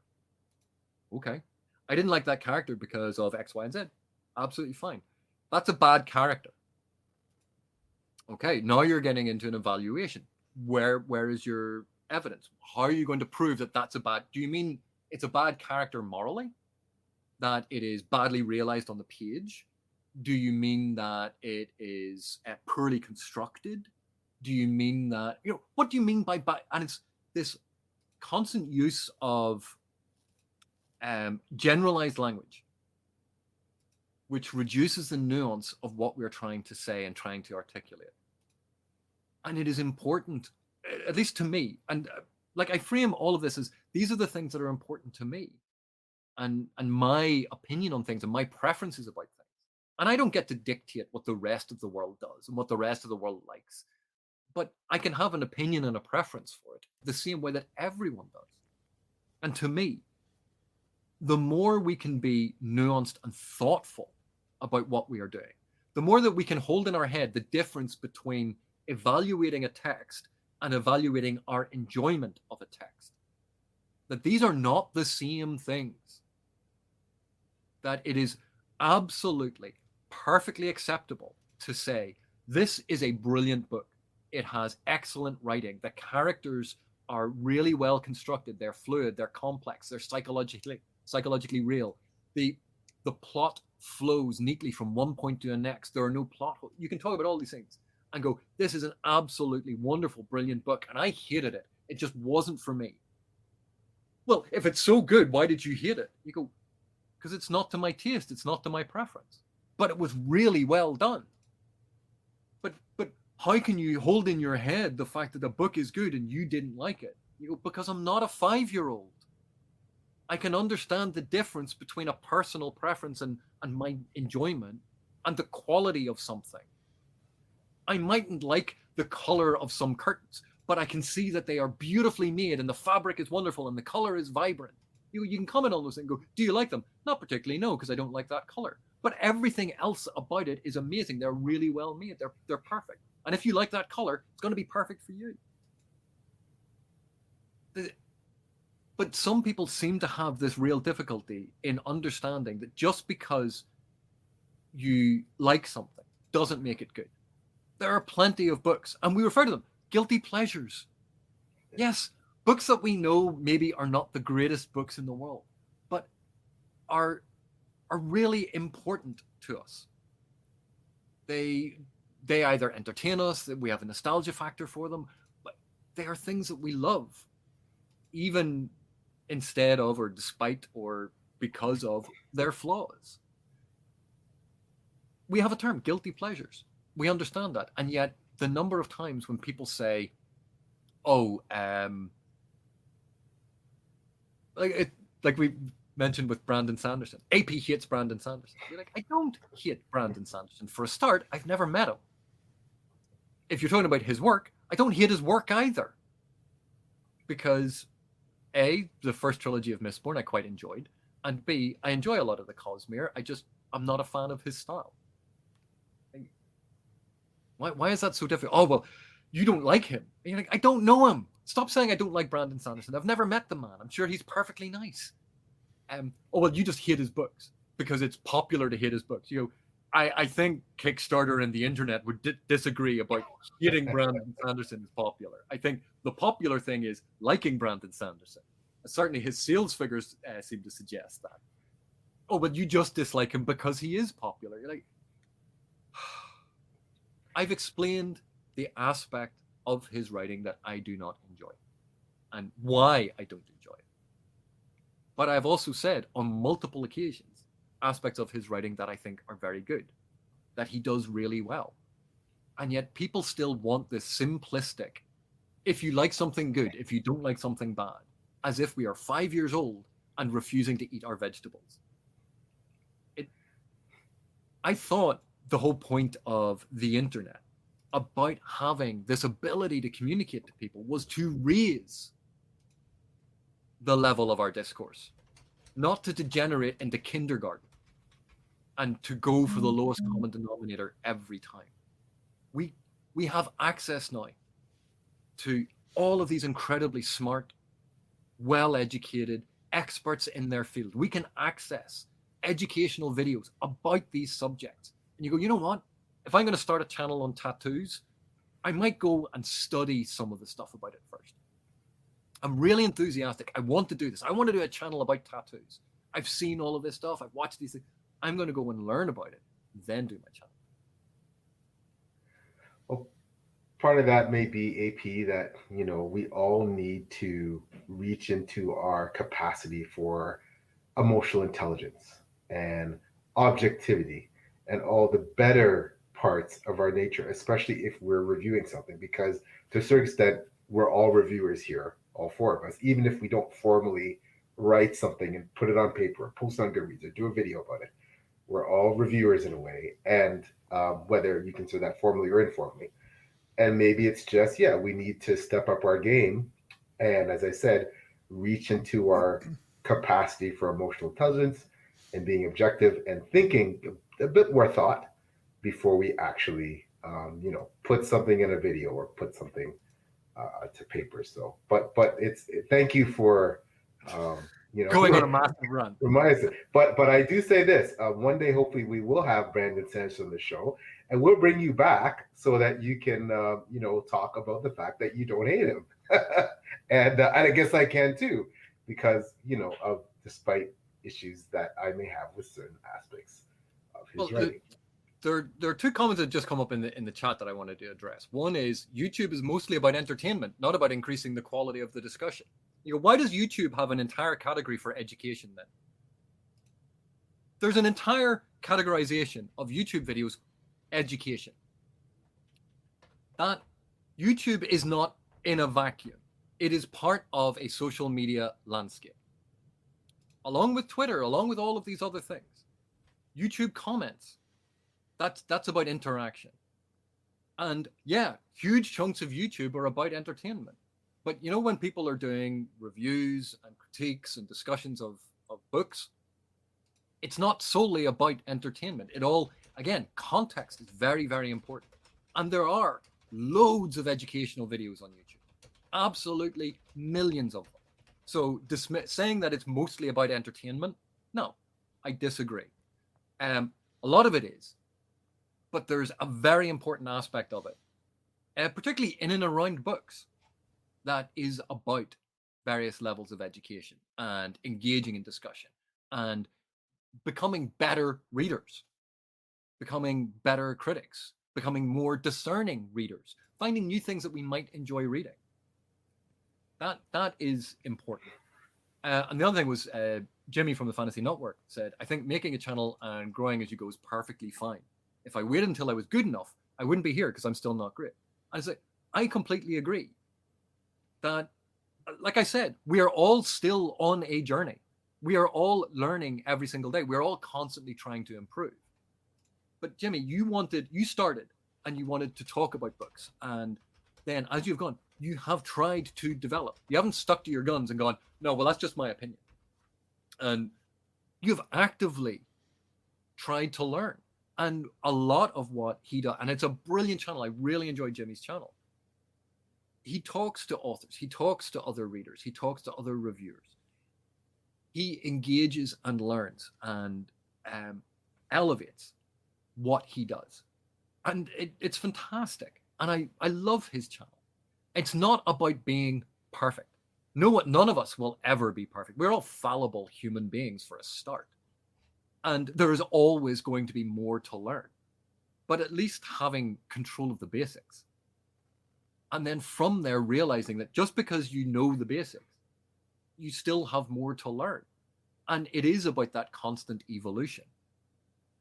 But walking into something and not knowing the difference between a personal preference and an evaluation of a text, I think is kind of fundamental to the process of reviewing. That if you cannot discern the difference between those two things, you need to understand that difference in order to review. But if you want to talk about how you feel about books, if you want to talk about your reading experience and what the book inspired in you, then you don't need to know that difference because you're not evaluating the book. And that is absolutely fine. There is room for all types of discussion. But if you're going to review, then understanding the fundamentals of what a review is kind of useful. And understanding the distinction between a personal preference and an evaluation is fundamental to that. And everyone that you talk to and you go, that food, do you like broccoli? Yes or no? No. Is broccoli bad? Well, it's not necessarily bad. I just don't like it. Right. That book, oh, I hated that book. It's terrible. It's a bad book. Okay, so how can you understand personal preference when it comes to food and you can't understand personal preference when it comes to consuming media? Are you media illiterate? Oh, well, that's just, art's just subjective. So's taste. But you understand the distinction with food because you were taught that as a child. No, it's not bad. You just don't like it. There's a difference. We were taught that as children. But apparently that mindset has infected how we approach film, how we approach television, how we approach books. We are now the ultimate consumer. And if this media does not cater to our every personal individual whim, oh, that's bad. With no recognition of the fact that the media is being consumed by millions of people. And it is therefore impossible to cater to every single individual taste. We universalize our experience all the time. Think of the number of people who go, oh, the fans of something. And what they do is they project their particular perspective. Say that is the view of the fans. They can even quote some fans who agree with them. And you go, look, here's my receipts. The fans all agree. And you go, no fandom is that unified. None of them. There are lots of different types of fans. And within fandoms, there are lots of different types of fans and different groups of fans and different ways of expressing that love and admiration for various things. And we all approach it in different ways and we all understand it in different ways. But we now universalize the individual because it makes our perspective more important. Because if our perspective is representative of everyone else's, yeah, we're leading the pack. And again, it takes us back. How many times have you heard someone complain, why are the critics always wrong? And you go, what do you mean? That critic liked that thing and that thing's terrible. Why is it terrible? Oh, well, I didn't like it.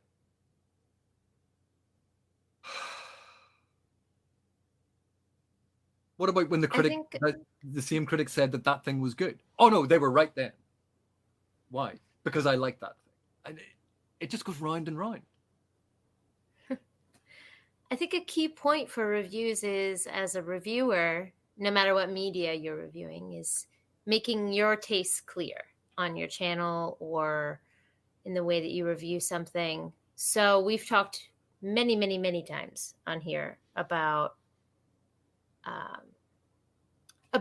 how negative reviews can serve a purpose, right? So people have said during the Spiffball competition that we have, if you get a negative review, people, even if they got kicked out of the competition, they found their readership through the review. So I think making your taste clear can help other people see what might work for them in reviews as well. I think that's pretty important, and something we don't discuss all the time is that a reviewer needs to make their perspective or what they're coming from clear. Yeah, and I absolutely agree. And this is the point I was trying to make about specificity of language. You don't say the pacing is bad, because that's meaningless. But if you tell me what you didn't like about the pacing, how you perceived it in a negative sense, then you might say this book was breathless. It was a constant moving from one action sequence to the next action sequence to the next action sequence, and it was flying through hell bent for leather. And you go, right, actually, I'm really in the mood for something like that. So even though you didn't enjoy it, even though you didn't like that style of pacing, because you described what the pacing was, I might go, oh, but that's what I'm in the mood for.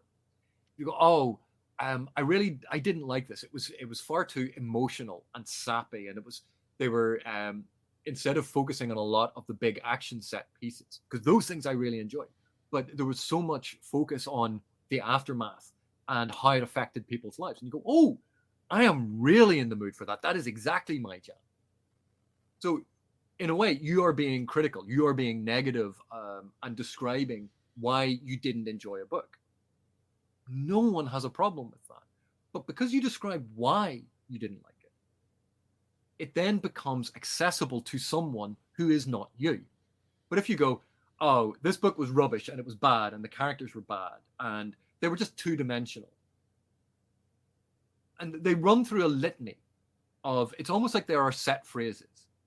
This just feels like fan fiction. Dear God, the number of people who talk about professionally written TV shows being fan fiction.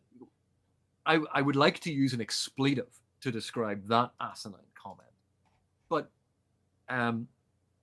people trot out set expressions because they go, oh, well, this is how everyone refers to it. And you go, but that expression is meaningless. It really, when people use the expression fan fiction for TV shows, they're trying to say, oh, it's like amateur writing. And you go, if that's what you want to say, then say it. Don't hide behind a fig leaf of, well, I'm just calling it fan fiction. If you want to call those professional writers amateurs, then do it. Put your money where your mouth is and don't pretend, oh, well, no, what I meant by fan was they are fans and then they're just writing in that world. You go, no, that's not what you meant. And it's people using language that way, that annoys me. But negative reviews don't have to be mean. They don't have to be mean-spirited. But there's an element of schadenfreude that we get from watching a mean-spirited review. There's an element of salacious deliciousness to watching someone be really mean and horrible about something that we don't like. That we enjoy that because deep down inside, human beings are terrible. And that's an aspect of us. Game of Thrones Season 8 is fan fiction. Game of Thrones Season 8, that was written according to the outline that Martin gave them and told them to run with. And he outlined for them because he hadn't finished the books yet. Everyone blames the showrunners and the writers for that. Everyone. Season 8 was terrible. It was all their fault and they ruined it. And if George R. R. Martin had written it, it would have been brilliant. George R. R. Martin has had years to write this and hasn't. George R. R. Martin brought them to his house numerous times. They went over. He explained what was going to happen in the show and how they had to do it and how they had to wrap it up. And they tried to fit that in to the show format. Did it work? No. But let's not say that it's fan fiction when Martin directed them to do it.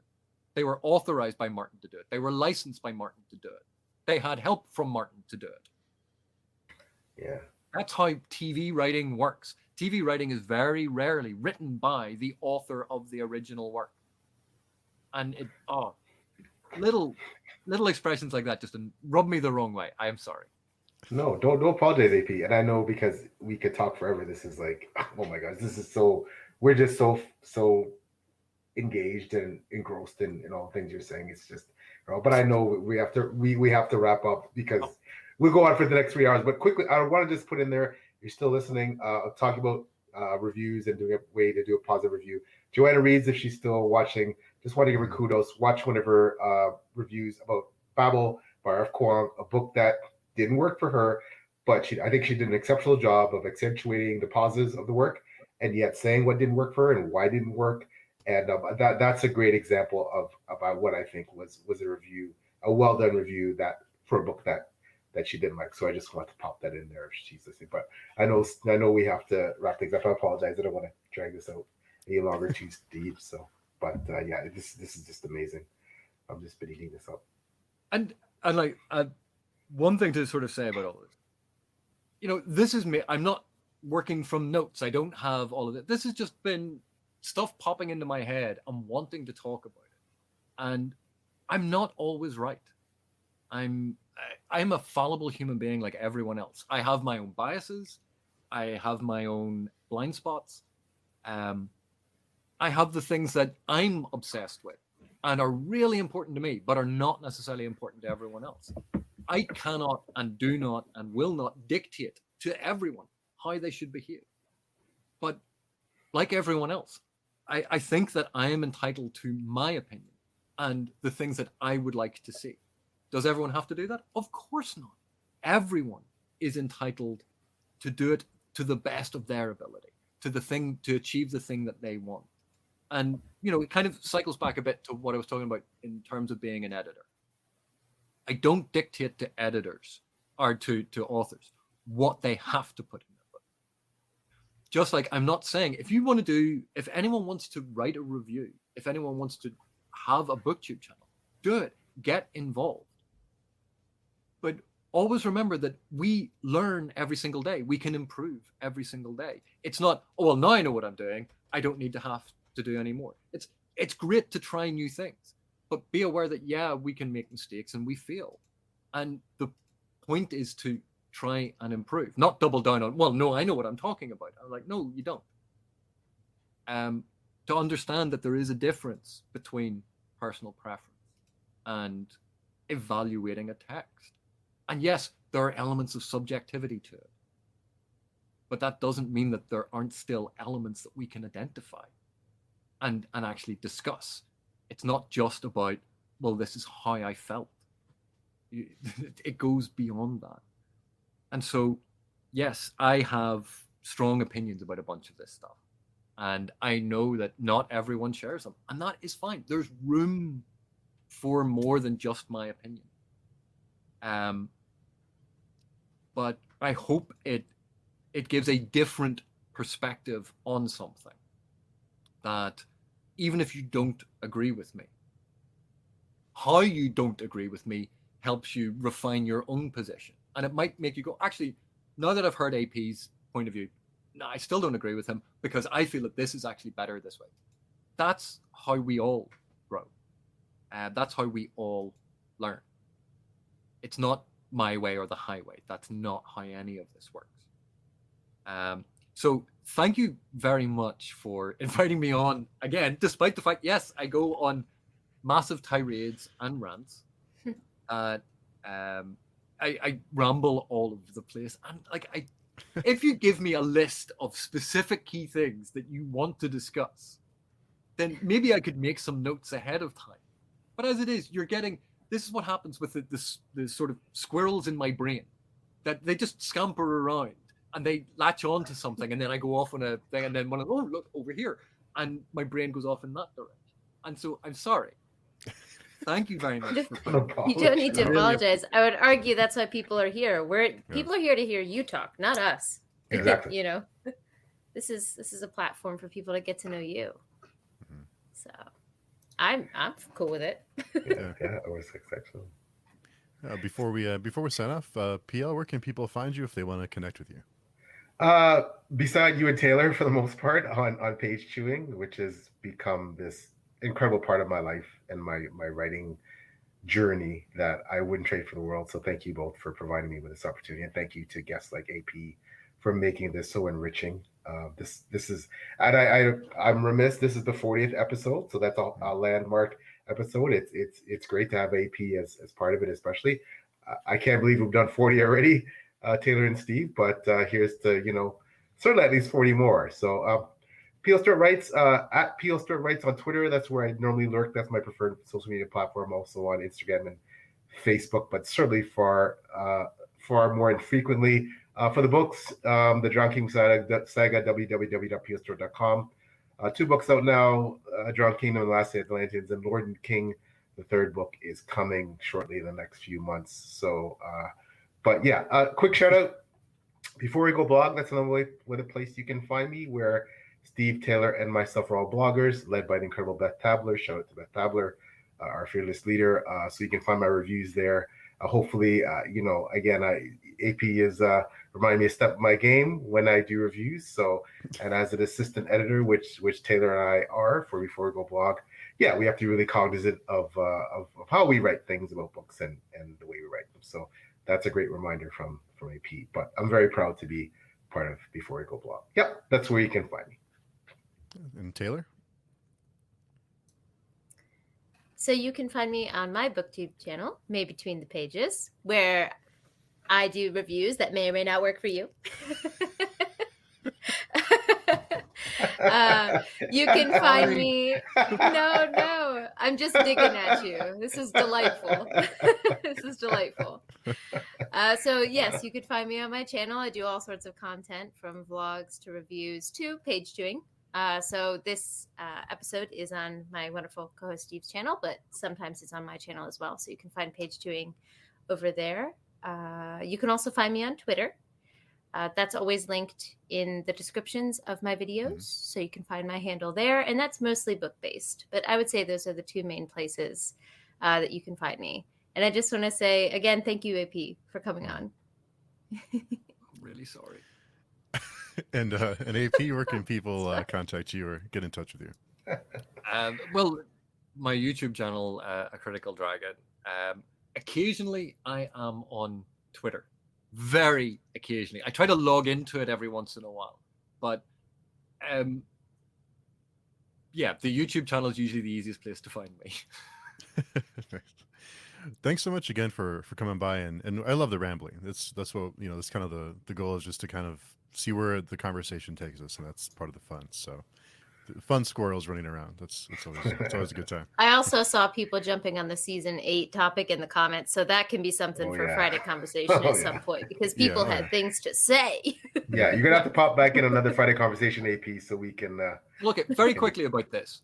Martin had obviously the books for the initial thing. They had initial meetings with Martin, and Martin worked with the writers very closely for a lot of the early stuff.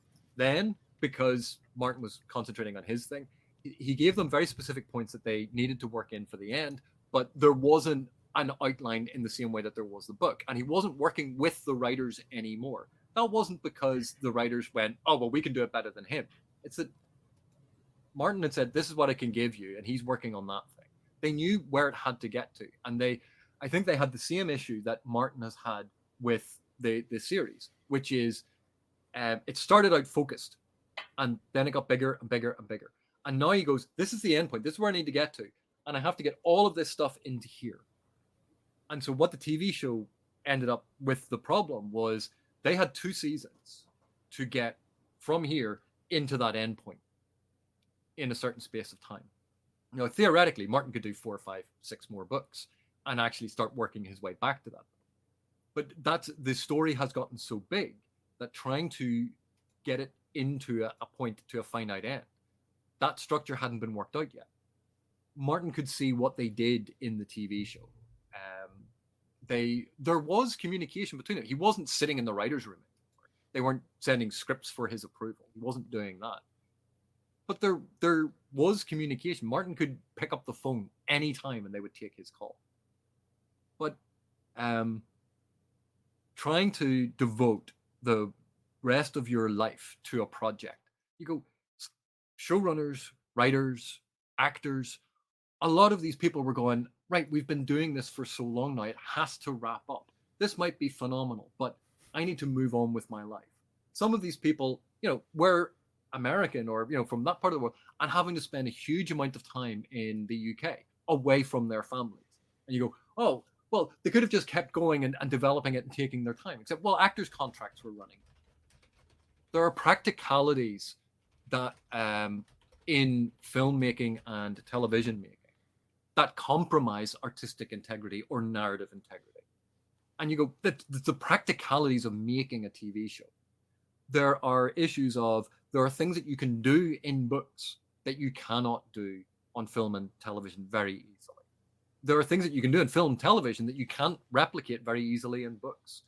There are things that work really well on the screen that don't necessarily work as well in books.